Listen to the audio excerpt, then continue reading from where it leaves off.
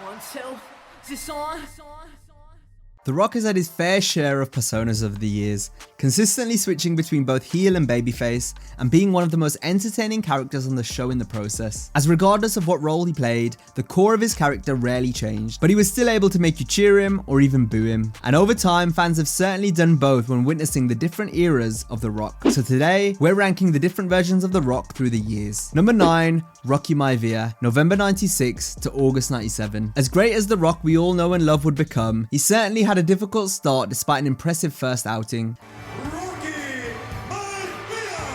as he would be thrown in at the deep end, debuting in a traditional 5-on-5 elimination match at the 1996 Survivor Series, going by the name Rocky Maivia, a combination of his father and grandfather's ring names. But being wrestling's first ever third generation superstar proved at first to be a hindrance more than a benefit. Rocky Maivia was a blue chipper, white meat babyface, and it was clear that he had gifted athletic ability and was well trained in the ring, but Rocky lacked character, and his clean-cut persona was poorly received by the fans, who jeered Maivia out of arenas with chants like Rocky sucks and crowd signs that read, "Die Rocky Die." A run with the Intercontinental Championship wasn't going to be enough, as Rocky needed a fresh coat of paint and fast. With the Monday Night Wars kicking into high gear during this period, wrestling was on its way to becoming more edgier, so a good-looking, straight-faced babyface wasn't going to fly anymore as we moved towards a new era. Number 8, Special Guest, 2003 to 2004. In 2003, The Rock would take his longest break from the ring to that point in order to star in movies such as The Rundown and Walking Tall. Between films, Rock would still make sporadic appearances on WWE television, such as in December 2003 to save former tag team partner Mick Foley from an attack by La Resistance.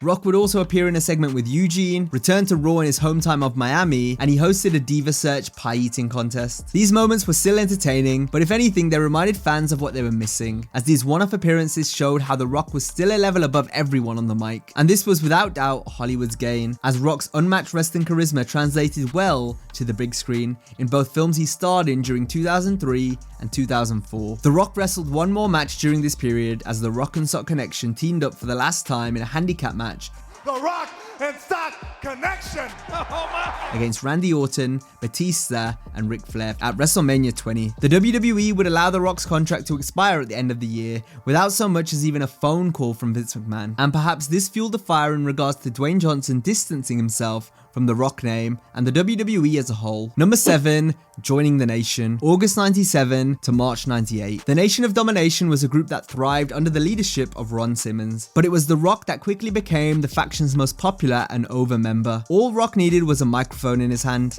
In arenas across the country, I heard chants of Rocky sucks, but sucks isn't one of them.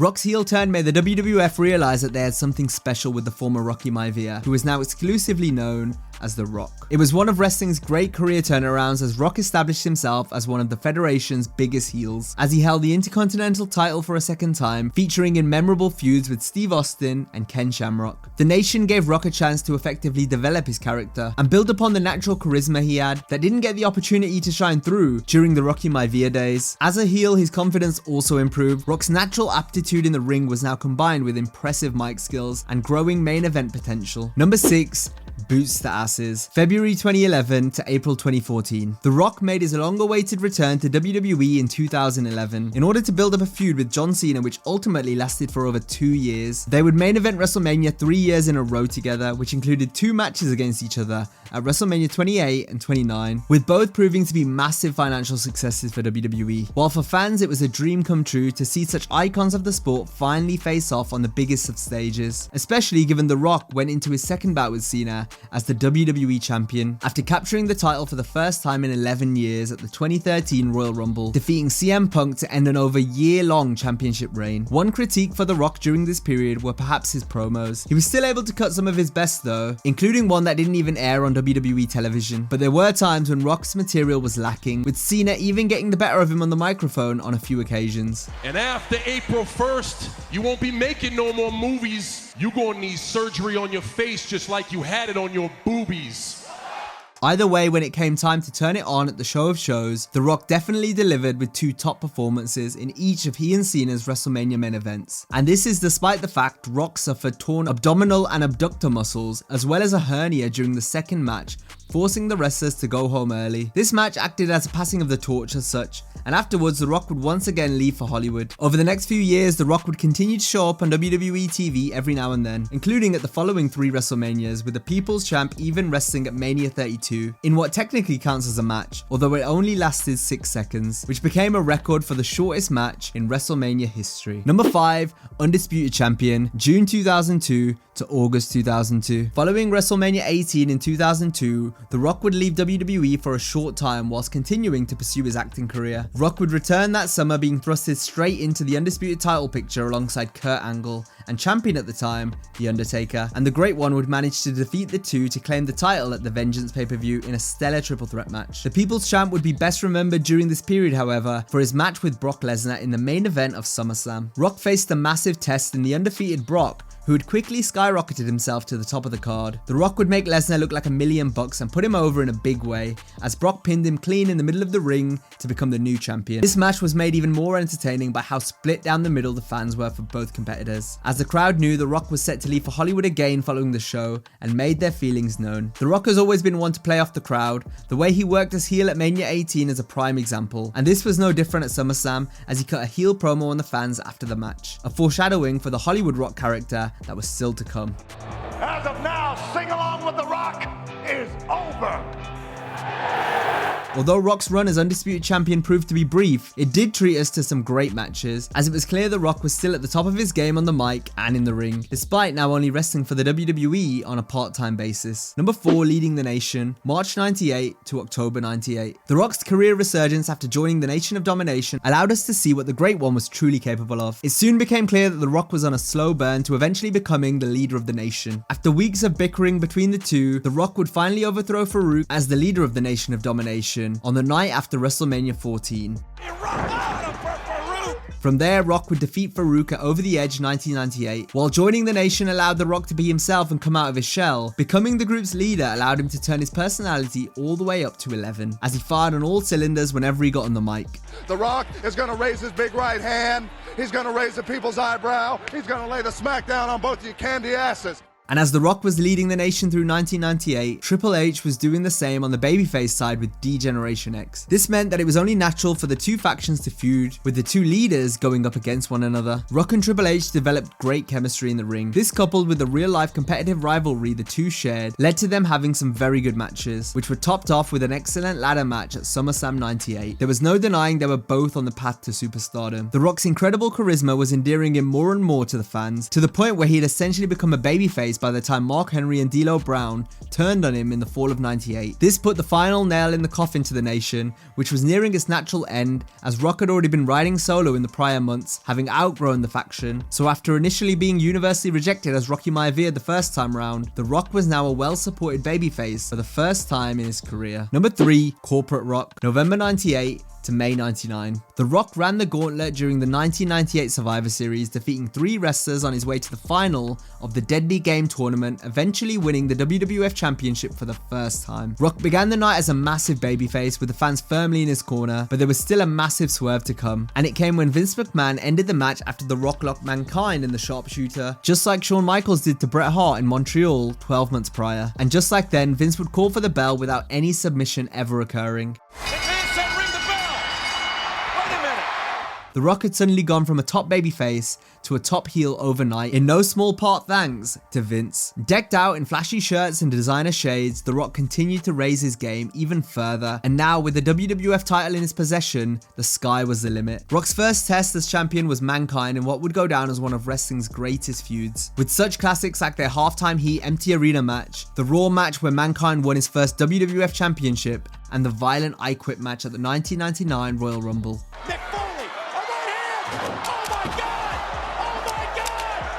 These unforgettable matches will go down as some of the best entertainment the WWF has ever produced, featuring two of the company's greatest ever superstars. This rivalry added a ruthless edge to The Rock that would help him continue to reach new heights and put him in the prime position to take on the man that would become his greatest rival of all, Stone Cold Steve Austin. This was the biggest match the WWF had to offer, as the company's two biggest stars headlined WrestleMania 15 and then followed it up with a spectacular rematch at the following month's Backlash show. The WWF had two all-time greats on their hands at the same time, and each man's battle and desire to be the very best made for some unmissable television, which built to must-buy pay-per-views. All in all, Corporate Rock proved to be the persona that sealed the Great One's transition from popular upper mid-carder to genuine main eventer, and provided a perfect platform for the outrageous success that was soon to follow. Number 2, Hollywood Rock. February 2003 to April 2003. The fans' resentment towards Rock leaving for Hollywood was on display during the SummerSlam 2002 main event, and if it wasn't clear that The Rock needed to return as a heel, it was undeniable by the start of 2003, when a taped video promo he cut was booed out of the building during the Raw 10th anniversary show. This was surely the catalyst to pull the trigger on what would be known as the Hollywood Rock character, as The Rock returned sporting a new haircut, tattoo, and entrance music. Rock Hogan 2 at No Way Out 2003 gave us a heel Rock versus a face Hogan, something we had gotten a taste of at WrestleMania 18 a year prior when the fans turned on the Great One. The Rock now embraced the booze and considered himself as being above wrestling, given how much of his stock was rising as an actor. This new persona gave us some of the best promos and funniest moments of Rock's career. Well, let me tell you something, brother. What you gonna do? It was clear to see how much fun he was having. The fans ate it up so much that they eventually began to cheer him again, because he was just so entertaining. Watch this, watch this. Whoa, the big one! Rock could even bury the fans and still get cheered. This resulted in a hilarious line quipped by Vince McMahon backstage, as he said that Rock was shitting on the crowd, but he's shitting ice cream. The Hollywood Rock run was a brief one given Rocky's movie commitments, but the Great One was still able to deliver us some truly epic segments such as the Rock concert, the infamous Toronto promo, spitting in the face of Hogan, the epic final battle with Austin at WrestleMania, the backstage running and eventual match with the Hurricane, as well as the epic standoff with Goldberg. All this packed into what was perhaps the most compelling run of Rock's career, possibly making Hollywood Rock the greatest short-term gimmick in wrestling history. Number 1, the People's Champion, May 1999 to March 2002. As one of the main stars of the Attitude Era, The Rock had become so entertaining that he was almost impossible to dislike. And this was seen through the reactions he drew each week, which meant it was time to pull the trigger on him as a top babyface. And it was the babyface turn that allowed The Rock to reach his undisputed peak. It's me, Mark Lloyd. It's me, Mark Lloyd. Shut up. And while Rock remained cocky and arrogant, the fans loved him for it, because of how much they could get involved in the catchphrases and promos. Then once the bell rang, they would be on the edge of their seats as Rock's matches electrified the sold-out arenas who all came to see the Great One. During 1999, The Rock would even take a backseat from the world title picture, and despite not being in the main event, Rock remained the highlight of each show by still cutting promos like no other, and by featuring in hilarious segments like the time he buried Billy Gunn. Bob? But my name's Billy. It doesn't matter what your name is. Or who could forget the countless hilarious moments involving the Rock and Sock connection? It didn't make a difference who he worked with. Anything involving the Rock turned to gold, so it was only a matter of time until he had the WWF Championship gold in his possession again. And he would end up holding the title for much of 2000, where in the absence of Stone Cold, the Rock's star shone even brighter. So much so that the People's Champ would get his first taste of Hollywood around this time, and right from the jump it was clear, Rock was a natural. Rock's legendary feud with Triple H in 2000 gave us multiple incredible matches,